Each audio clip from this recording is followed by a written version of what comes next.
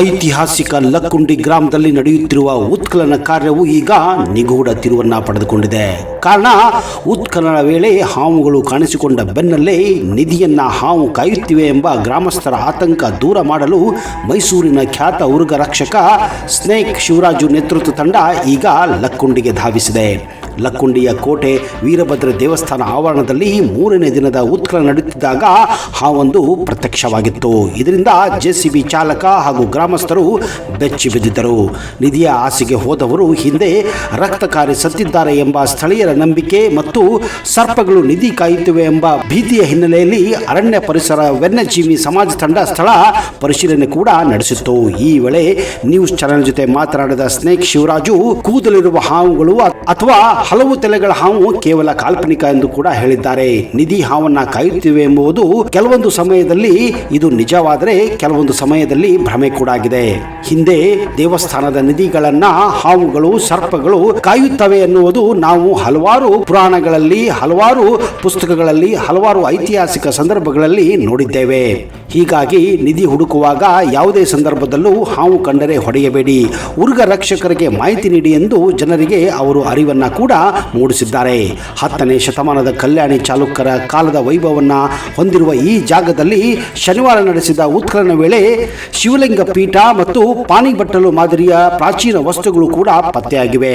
ಈ ಐತಿಹಾಸಿಕ ದಾಖಲೆಗಳು ಪುರಾತತ್ವ ಶಾಸ್ತ್ರಜ್ಞರಲ್ಲಿ ಕುತೂಹಲವನ್ನ ಕೂಡ ಮೂಡಿಸಿದ್ದು, ಭೂಗರ್ಭದಲ್ಲಿ ಇನ್ನೂ ದೊಡ್ಡ ಮಟ್ಟದ ಶಿಲಾಕೃತಿಗಳು ಇರುವ ಸಾಧ್ಯತೆ ಹಾಗೂ ನಿಧಿ ಇರುವುದು ಪುಷ್ಟೀಕರಿಸಿದೆ. ಆದರೆ ಈ ಉತ್ಖನನದಿಂದ ವೀರಭದ್ರೇಶ್ವರ ಜಾತ್ರೆಗೆ ಅಡಚಣೆ ಆಗುತ್ತಿದೆ ಎಂದು ಗ್ರಾಮಸ್ಥರು ಆಕ್ರೋಶವನ್ನು ಕೂಡ ವ್ಯಕ್ತಪಡಿಸಿದ್ದಾರೆ. ಸ್ಥಳದಲ್ಲಿ ಒಂದು ರೀತಿ ಪ್ರಕ್ಷುಬ್ಧ ವಾತಾವರಣ ನಿರ್ಮಾಣವಾಗಿದೆ. ಆದರೆ ಸರ್ಕಾರ ಮಾತ್ರ ಉತ್ಖನನವನ್ನ ಮುಂದುವರೆಸಿದೆ. ಈ ಉತ್ಖನನ ಮುಂದುವರೆದರೆ ಈ ರೀತಿ ನಿಧಿ ಇರುವ ಜಾಗದಲ್ಲಿ ಹಾವುಗಳು ಇರೋದು ಮುಂದೆ ಕಂಡು ಬರಬಹುದು. ಹೌದು, ಹಾವುಗಳ ಬಗ್ಗೆ ಎಷ್ಟೋ ಜನಕ್ಕೆ ಈ ರೀತಿಯ ಅರಿವಿಲ್ಲ. ಹಾವಿನ ಬಗ್ಗೆ ಪ್ರತಿಯೊಬ್ಬರು ತಿಳಿದುಕೊಳ್ಳಲೇಬೇಕಾದ ಸಂದರ್ಭ ಈಗ ನಿಜಕ್ಕೂ ಉಂಟಾಗಿದೆ.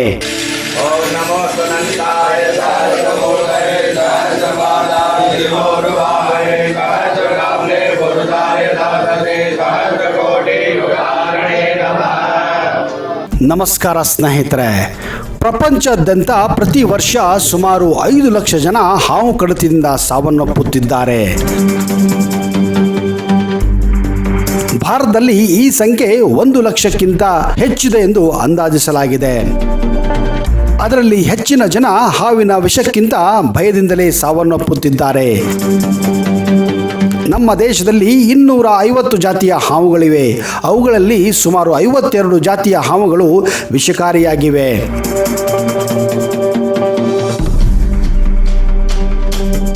ಇವುಗಳಲ್ಲಿ 5 ಹಾವುಗಳು ಹೆಚ್ಚು ವಿಷವನ್ನು ಹೊಂದಿದ್ದು, ಹಾವು ಕಚ್ಚಿದ 3 ಗಂಟೆಗಳಲ್ಲಿ ವ್ಯಕ್ತಿ ಸಾವನ್ನಪ್ಪುತ್ತಾನೆ. ನಾವು ಯಾವುದೇ ಚಿಕಿತ್ಸೆ ನೀಡುವುದಿದ್ದರೆ ಈ 3 ಗಂಟೆಗಳಲ್ಲೇ ನಾವು ನೀಡಬೇಕು. ಇಲ್ಲ ಅಂದರೆ ಮಾನವನ ಜೀವಕ್ಕೆ ಅಪಾಯ ಕಟ್ಟಿಟ್ಟ ಬುತ್ತಿ. ಕಚ್ಚಿದ ಹಾವು ವಿಷಪೂರಿತ ಹಾವು ಅಥವಾ ವಿಷವಿಲ್ಲದ ಹಾವು ಎಂದು ತಿಳಿದುಕೊಳ್ಳಲು ಅದು ಕಚ್ಚಿದ ಜಾಗದಲ್ಲಿ ಎಷ್ಟು ಕಚ್ಚಿದ ಗುರುತುಗಳಿವೆ ಎಂಬುದನ್ನು ನೋಡಬೇಕು. 1 ಅಥವಾ 2 ಗುರುತು ಇದ್ದರೆ ವಿಷಪೂರಿತ ಹಾವೆಂದು ನಾವು ಹೇಳಬಹುದು. 3ಕ್ಕಿಂತ ಹೆಚ್ಚಿದ್ದರೆ ವಿಷರಹಿತ ಹಾವೆಂದು ತಿಳಿದುಕೊಳ್ಳಬಹುದು. ವಿಷಪೂರಿತ ಹಾವು ಕಚ್ಚಿದರೆ ಕಚ್ಚಿದ ಜಾಗದಿಂದ ವಿಷ ಶರೀರಕ್ಕೆ ಹೋಗುತ್ತದೆ.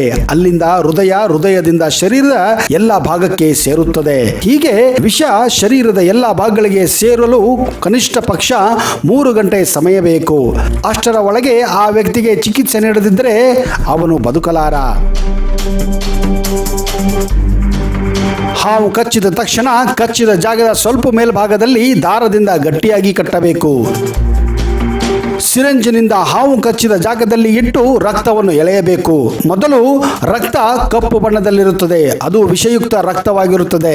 ಹೀಗೆ 2-3 ಸಾರಿ ಎಳೆಯಬೇಕು.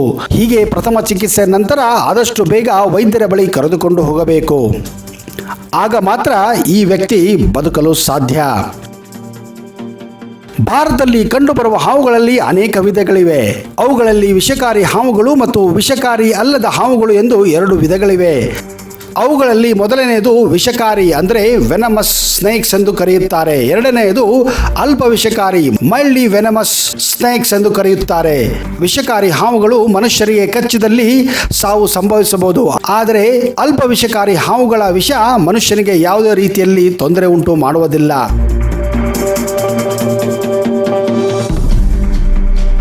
ಹಾವುಗಳಿಗೆ ವಿಷ ಇರುವುದು ಮುಖ್ಯವಾಗಿ ಅವುಗಳು ಬೇಟೆಯಾಡುವ ಜೀವಿಯನ್ನು ಸಾಯಿಸಲು ಮತ್ತು ತಿಂದು ಅವುಗಳನ್ನು ಜೀರ್ಣಿಸಿಕೊಳ್ಳಲು.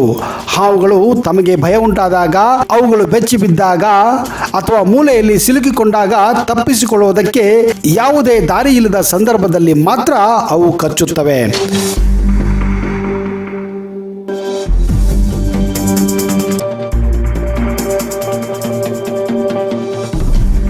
ಕಾಮನ್ ಕ್ರೇಟ್, ಇದನ್ನ ಕನ್ನಡದಲ್ಲಿ ಕಟ್ಟಿಗೆ ಹಾವು ಎಂದು ಕರೆಯುತ್ತೇವೆ. ಕಟ್ಟಿಗೆ ಹಾವು ಭಾರತದಲ್ಲಿ ಸಾಮಾನ್ಯವಾಗಿ ಕಂಡುಬರುವ ಹಾವು. ಇದು ಸರಿಸುಮಾರು 3 ರಿಂದ 6 ಅಡಿಗಳಷ್ಟು ಉದ್ದವಿರುತ್ತದೆ. ಇದು ಹೆಚ್ಚಿನ ಜನರಿಗೆ ಸಾವಿಗೆ ಕಾರಣವಾದಂತಹ ಹಾವಾಗಿದೆ. ಹೆಚ್ಚಿನವರು ಕಟ್ಟಿಗೆ ಹಾವನ್ನು ತೋಳ ಹಾವು ಎಂದು ತಪ್ಪಾಗಿ ಎನಿಸಿ ಕಡಿತನವನ್ನು ನಿರ್ಲಕ್ಷ್ಯ ತೋರಿ ಸಾವನ್ನಪ್ಪಿರೋದು ಜಾಸ್ತಿ ಇದೆ. ಕಟ್ಟಿಗೆ ಹಾವು ಹೆಚ್ಚಾಗಿ ಬಿಸಿಯಾಗಿರುವ ಪ್ರದೇಶದಲ್ಲಿ ಇರಲು ಬಯಸುತ್ತದೆ. ಹೀಗಾಗಿ ಹಳ್ಳಿ ಪ್ರದೇಶಗಳಲ್ಲಿ ಮನೆಯ ಹೊರಗೆ ಜೋಪಡಿಗಳಲ್ಲಿ ಮಲಗುವ ಜನರು ಚಾಪೆಯ ಮೇಲೆ ನಿದ್ದೆ ಮಾಡುತ್ತಿದ್ದಾಗ ಈ ಹಾವು ಕಚ್ಚಿ ಎಷ್ಟೋ ಜನ ಸಾವನ್ನಪ್ಪಿದ್ದಾರೆ.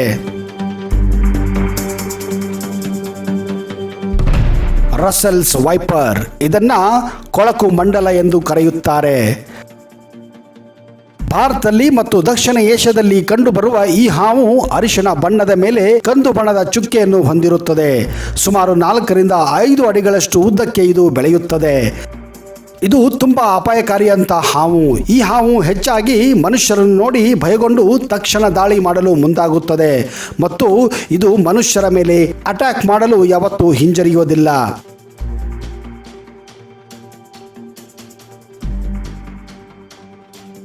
ಸಾ ಸ್ಕೇಲ್ಡ್ ವೈಪರ್, ಇದನ್ನ ಗರಗಸ ಮಂಡಲ ಎಂದು ಕರೆಯುತ್ತಾರೆ. ಇವುಗಳು ಮಂಡಲ ಹಾವುಗಳಲ್ಲಿ ತುಂಬಾ ಸಣ್ಣವು, ಆದರೆ ಇವುಗಳ ಕಡಿತ ಕೆಲವೇ ಗಂಟೆಗಳಲ್ಲಿ ಸಾವನ್ನು ತರಬಹುದು. ಇವುಗಳು ಸುಮಾರು 1 ಅಡಿ ಉದ್ದದವರೆಗೆ ಬೆಳೆಯುತ್ತದೆ ಮತ್ತು ಒಣ ಪ್ರದೇಶ ಮತ್ತು ಕಲ್ಲುಗಳಿರುವ ಪ್ರದೇಶದಲ್ಲಿ ಹೆಚ್ಚಾಗಿ ವಾಸಿಸುತ್ತವೆ. ಇವುಗಳ ಇರುವಿಕೆಗೆ ಗೊತ್ತಾಗುವುದು ಹೇಗೆಂದರೆ, ಇವು ತಮ್ಮ ಮೈಮೇಲಿನ ಮುಳ್ಳಾದ ಚರ್ಮವನ್ನು ಪರಸ್ಪರ ಉಜ್ಜಿಕೊಂಡು ಶಬ್ದವನ್ನು ಉಂಟು ಮಾಡುತ್ತವೆ. ಈ ಹಾವುಗಳು ಕಾಣಲು ಕಂದು ಬಣ್ಣದಲ್ಲಿ ಇರುವುದರಿಂದ ಗುರುತಿಸುವುದು ಸ್ವಲ್ಪ ಕಷ್ಟನೇ.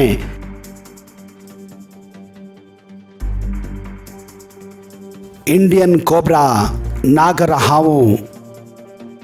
ಈ ಹಾವು ಸಾಮಾನ್ಯವಾಗಿ ಭಾರತದ ಹೊಲಗದ್ದೆಗಳಲ್ಲಿ ಮತ್ತು ಎಲ್ಲ ಕಡೆಯೂ ಕಂಡುಬರುವಂತಹ ಹಾವಾಗಿದೆ. ಇದು ಅರಿಶಿಣ ಬಣ್ಣದಲ್ಲಿರುತ್ತದೆ. ಇದು ತನಗೆ ಭಯವಾದಾಗ ಮಾತ್ರ ತನ್ನ ಹೆಡೆಯನ್ನು ಎತ್ತಿ ನಿಂತು ಬುಸುಗುಟ್ಟುತ್ತದೆ. ನೋಡಲು ಭಯಾನಕವಾಗಿ ಕಂಡರೂ ಇದು ತುಂಬ ಪಾಪದ ಹಾವು.